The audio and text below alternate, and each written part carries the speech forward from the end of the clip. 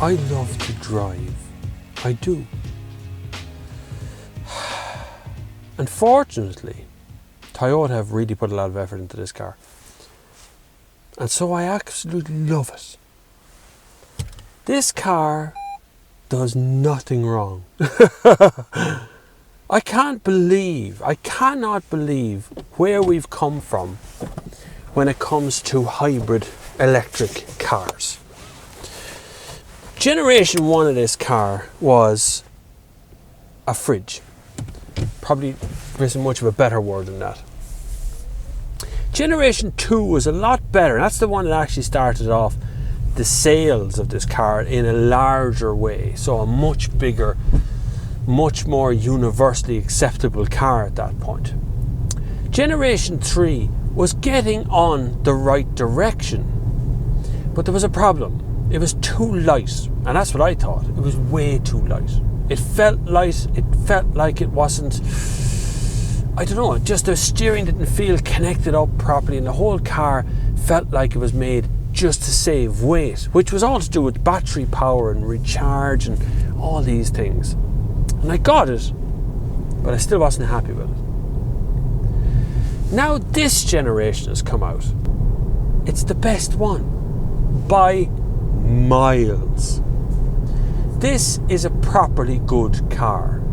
Not just good in that let me just point out the main difference here is CVT noise is all but gone.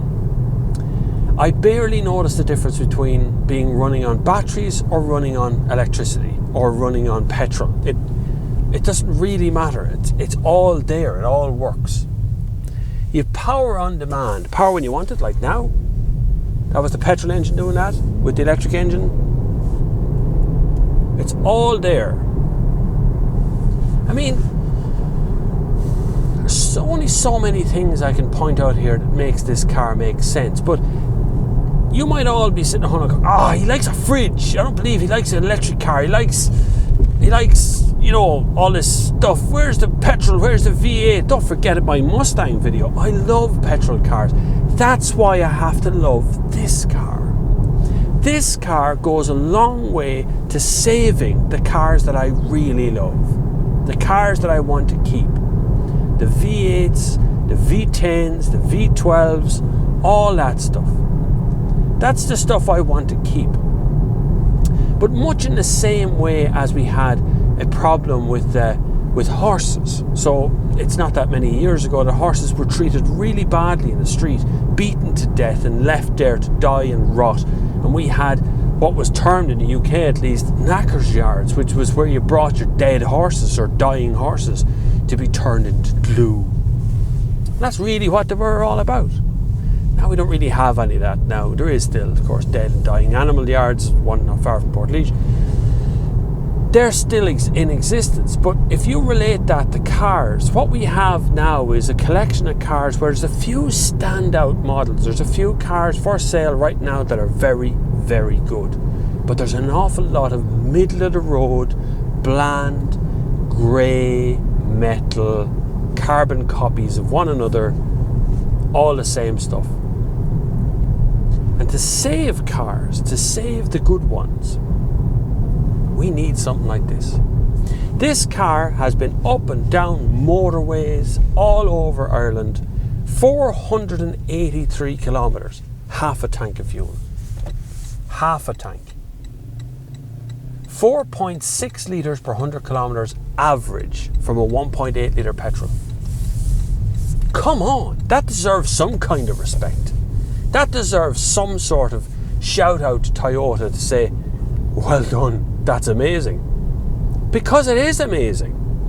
It is, whether you like it or not. This is just an amazing feat of engineering that's after happening here. A 1.8 litre petrol car with a CVT box on its 4th generation or so. And now finally it's come of age. It's finally come together and been a proper look at a proper car. I went off online to try and find out what was wrong here. How the hell have I got radar guided cruise control in this car? That can't be standard from Toyota. It is.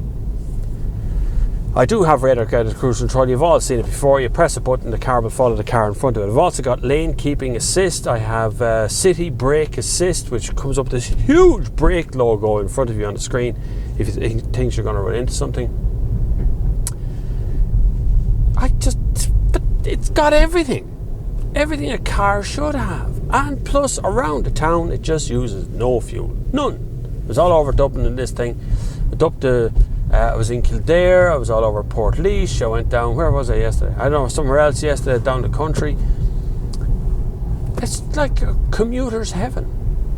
I've had a good few good favourite cars this year, ones that have really entertained and excited and been pretty happy to drive all the time. But this manages to be everything I want it to be.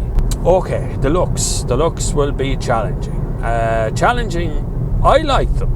I like the rear end look, I like the front end look, I like the side on look. I don't have a problem with this car at all.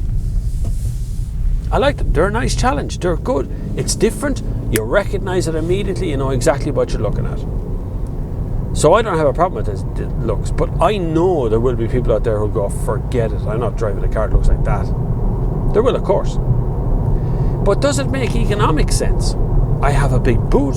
I have a big back seat. I have very comfortable front seats. I have 4.6 litres per 100 kilometres. I'm travelling on very clean petrol. Petrol's quite clean compared to diesel. Service intervals are standard.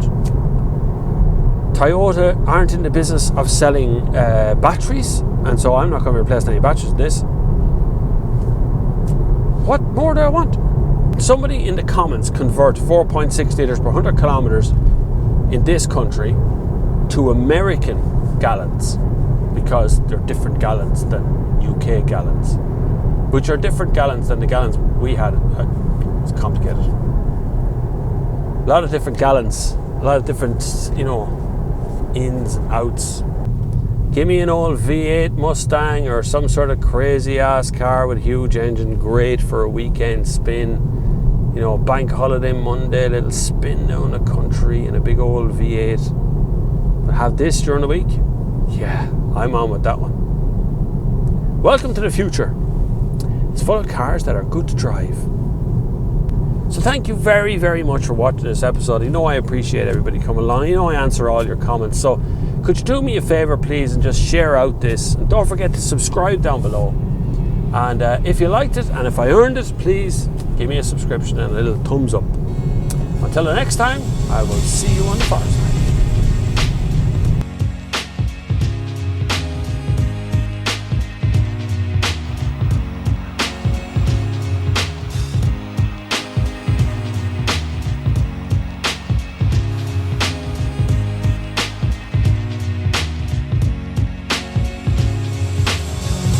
That woman is saving her indicators for a rainy day, because right now she's not bothering using them.